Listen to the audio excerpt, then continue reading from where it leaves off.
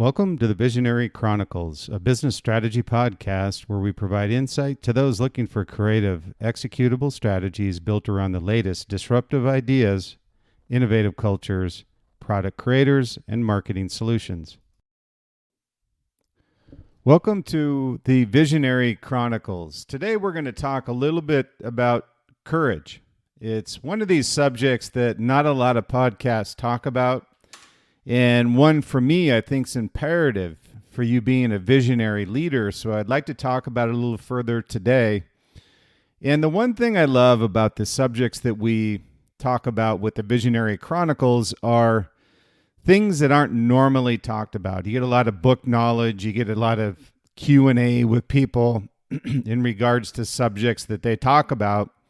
But really what we talk about with the Visionary Chronicles are things that leaders can apply every day, not only in their life professionally, but also personally. And I think courage is absolutely one of these subjects that leaders need to understand, not only what courage is, but obviously the benefit of courage, but also the challenge of courage. Not a lot of people have it because not a lot of people want to have it. So I love a quote from Martin Luther King, who said, "Faith is taking the first step, even when you don't see the whole staircase." This quote from Martin Luther King Jr. speaks to the importance of courage, and not only courage, but faith in leadership. And it's one that you don't always know the ending, but you have to take the first step. And not everything is going to be without risk. And in order to be a visionary leader, one that's generational, brands that are generational, look at them all. They've always had not only a visionary leader, but also a leader that has courage. But that's a piece of that leadership formula. And if you don't have that, then you're effectively not a visionary leader, because one of these traits of courage is risk. Risk is where you need to risk failure in order to have success. And I talk about this over and over again, but it's a formula. It's a formula that all successful, generational, visionary brands have had, is this formula of continual failure. And another quote, which is fail faster, succeed sooner. And it's one of these where the brands that play it safe are traditionally the brands that are commodities. And their only competitive advantage is price point. And if that's your only competitive advantage, by the way, you don't have a competitive advantage. So again, this quote from Martin Luther King, where faith is taking the first step even when you don't know the whole staircase, it applies both personally and professionally in your life, is having the courage to do things that you know are right, and or things that disrupt the status quo, things the way they've always been done. So I love people and ideations, and I can tell the people who are visionary. And Johnny Ive was this way with Steve Jobs, where Steve always wanted Johnny to be honest. And I find that example to be ironic, because most brands that we work with Liquid Mind, when we do this ideation, this leadership path, they're afraid to speak up for being punished for having a wild or crazy idea. Or more often than not, it becomes a criticism of how you currently do things. And some leaders just can't handle that. So this courage principle needs to be from the top down. You need to be able to be vocal. You need to be able to express your opinion. And it needs to be heard. And if it makes sense, adopted inside of your company. It's a piece of that formula, I call it, with the visionary brand, which is, in order to become visionary and generational, you need to have these principles in place. So, doing this creates momentum, and it builds confidence, which can help you navigate the challenges that you will inevitably face. And I say the most recent one, obviously, that we talk about is COVID. But you're going to have continual storms. And I kind of use this analogy with storms when we talk to brands through Liquid Mind in our leadership series, and we talk about anchoring your boat, being in the penthouse, waiting for the storm to pass, or being offshore, or being in the heart of the storm. And eventually it passes. And if you think of those different areas of where you are in your businesses and the challenges that you face, one is the safest. You're on shore, you're in your penthouse, having meals served to you, and there's no risk. And then there's going from the dock to being anchored offshore to being slightly in the waves and then actually in the storm itself. And the difference between those areas of where you are with your company and your brand and the risk that you take is that when you're in the middle of the storm, eventually that storm passes. And guess who's in the lead and has weathered that storm when it does pass? It's not those that are in the penthouse getting meals served to them. It's those that are out on the water already catching their sails and moving past the competition. So it's a great analogy that we use of where would you rather be? Now, I get those that want to be safe, and I get those that want to be less safe, and I get those that don't want to be safe at all. And it's just courage of visionary leaders to see the future and have faith that things will work through once you navigate this storm. You know, and interestingly enough, courage is a word that's not often used when you're describing leaders. You know, more often than not, you know, those who are visionary instead will use terms like risk taker, innovator, disruptor, and certainly all those are applicable. But all of these are descriptors of something that's built off of a foundation of courage. You know, those who have courage understand the path ahead, the challenges that you'll face, and have a plan of how to navigate through these challenges that inevitably will come in any business. So when you look at these descriptors of what a risk taker is, innovator, disruptor, whatever you want to call it, courage is a trait that dates back to centuries, Alexander the Great. And then it's common in all the visionary leaders today.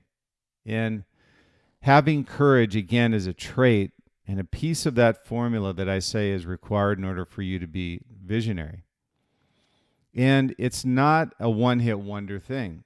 It has to be with your team that you've instilled confidence and leadership and courage, a risk taker, a disruptor, that you're consistently doing this every day, that you're talking about it. You're allowing your team to express their opinion, to allow them to have creative ideas, to whiteboard things that will make your company better. But at the same time, being able to take that constructive criticism as a leader is courage. And that's very important when we sit in meetings and we talk to leaders of these great brands, is many of them are self-confident. They can take it. They can take the punches. Those that are not self-confident are in commodity brands that inherently have only one competitive advantage, and to talk about that is price point. You don't want to be there. You want to be a generational brand. So as a leader of your brand, courage is a trait that's required in order to take risk. And risk, most people think of, well, we're going to build the product, we're going to try to do a concept and commercialize that concept. But courage and risk also is a leadership principle which becomes personal with a lot of people. So you want to be sure that as a leader, you understand that risk and courage, you know, courage is from the heart. Risk many times is from the head. So courage is a vital quality for effective brand leadership.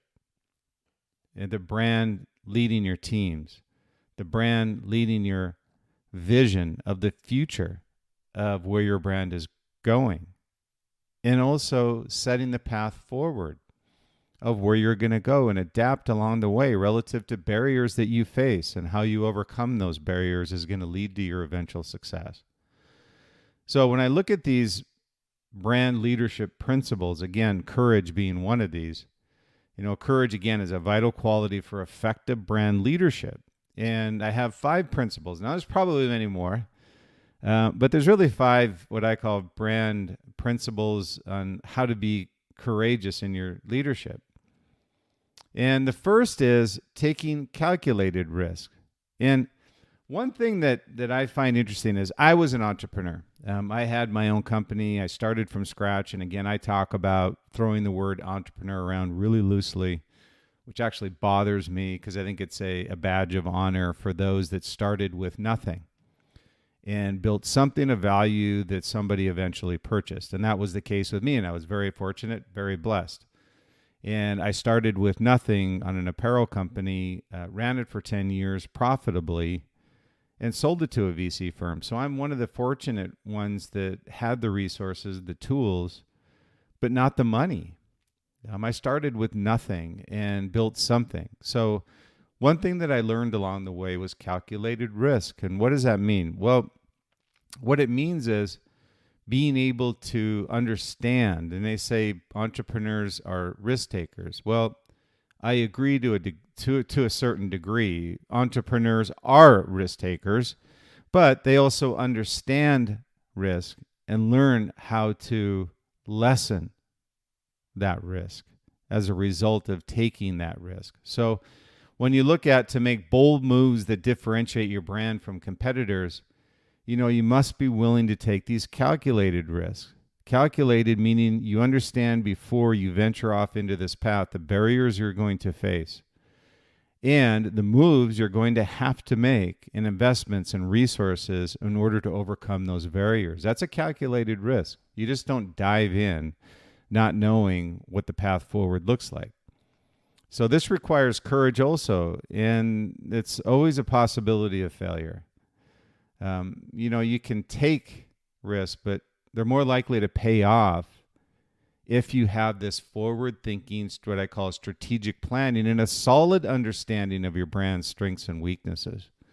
If you're going to go into a new category, you're going to do a product line extension, whatever it happens to be, you need to understand your strengths and weaknesses. Many times people are blind to the fact that there are competitors out there.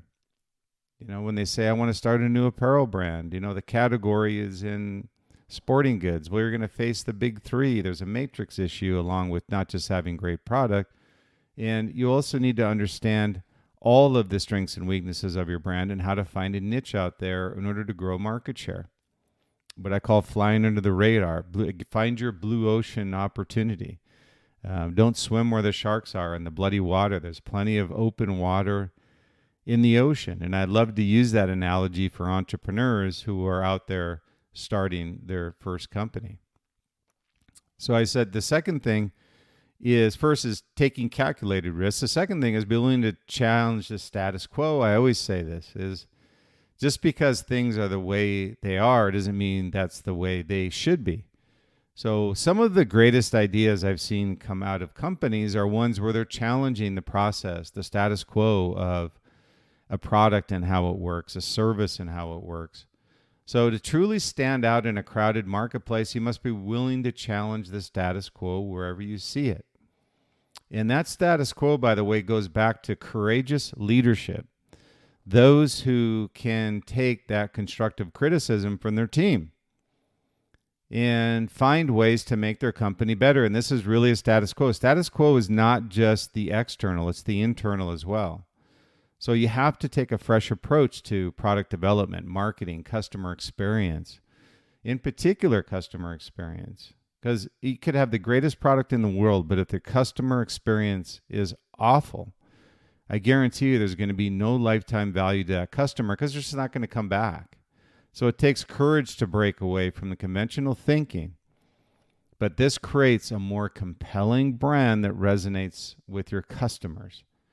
So make sure that you're always challenging the status quo because it will not only give you a competitive point of difference, but it'll also give you more loyalty with your customers long term. Number 3 is stand up for your beliefs. And, a strong brand stands for something. So to communicate your brand values and beliefs effectively, you need to be willing to stand up for what you believe in. And I'm not saying, again, this is really a case of there isn't any one-hit wonders here. So don't do it once. Have your team see you do it over and over again. And also instill that confidence into your team to have courageous thinking. So this means you're going to take a stance on controversial issues, communicating your brand's position clearly and confidently and consistently. So stand up for your beliefs is number 3. Embrace change is number 4. Change is inevitable. And I've seen so many brands out there that just say again and again, well, things are going fine. Well, things are going fine until a competitor sneaks up on you, runs you over, and then things aren't fine. So you constantly need to be changing, evolving. So embrace change, talk about change, implement change. Change is inevitable and takes courage to embrace it. It takes the most courage to embrace it, but the most successful company on the planet embraces it on every product iteration. Apple could have the best-selling product in the world, and they change it. They do a new iteration. They may completely disrupt what they're currently doing, and they'll shelf a product that may be on the peak of their demand curve. It's unreal and unbelievable, but I use Apple as an example all the time because there's so many examples of a visionary brand and company that you can apply to your brand as well. So as a brand leader, you need to be willing to adapt to changing market conditions, customer preferences, technological advances. We're talking about artificial intelligence. With Liquid Mind, with our customers right now, we're implementing the OpenAI. We're doing Chat GPT. And so we are working with them on technological advancements that, yes, will disrupt not only their external strategy, but their internal as well. Things are going to change, but you need to embrace this change or you're inevitably going to fall behind. So this means to be open to new ideas and approaches, even if it challenges the ways things have been done, both externally and internally. And I keep saying that because I want leaders to understand you don't just sit in these 4 walls and look at the outside and think things need to change on the outside. Well, look a little bit internal. I can tell you more often than not, the more effective you are in embracing change internally versus externally, the more successful you'll be. So embracing change. And then lead by example. I always say, finally, to be an effective leader, you must lead by example. Don't be a one-hit wonder. Don't be a fake. Be authentic.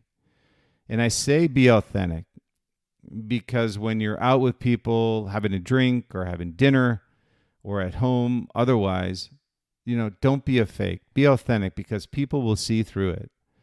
And I say lead by example. So make sure you're demonstrating change and courage, in your actions, in your decisions, and inspiring your team to do the same. I think that's a really important aspect of this whole courage trait. It's inherent in all visionary leaders. But what it does, it creates other visionary leaders because of the inspiring way that you have taught them to be courageous in their leadership. So when your team sees that, you're willing to take risks, challenge the status quo, and stand up for your beliefs, they're more likely to do the same. Nobody wants to step out in the plank by themselves and then get thrown overboard. And I see that over and over again. And I ask the leaders, are you willing to embrace change? Are you willing to take constructive criticism? Are you willing to be courageous with your leaders and embrace them when they give you ideas that challenge the way things have been done? And you even get fake in that. So I say, lead by example. So again, what I say is this, courage is a vital quality for effective brand leadership. And there's 5 principles that we talk about. 1 is taking calculated risks. Number 2 is be willing to challenge the status quo, both internally and externally. Number 3 is stand up for your beliefs. Don't just go along for the ride. Stand up for your beliefs. Make a change. Be different. Embrace change is number 4. And then lead by example is number 5. Don't just say, but do. Lead by example. So each of these is a foundational pillar of those who have the courage to risk being different. And it's interesting sentence, the courage and to risk being different. It's a interesting way to look at leadership and those that are successful. And so each of these, having the courage to risk being different, successful, and relentless in pursuing their vision are those who have courage. They inspire others through their faith, make others better through creating a culture of success, and they always stand by their decisions and are models for others to learn from as they progress in their life. So it's a great principle to be courageous, and don't just think risk, because a byproduct of courage is risk.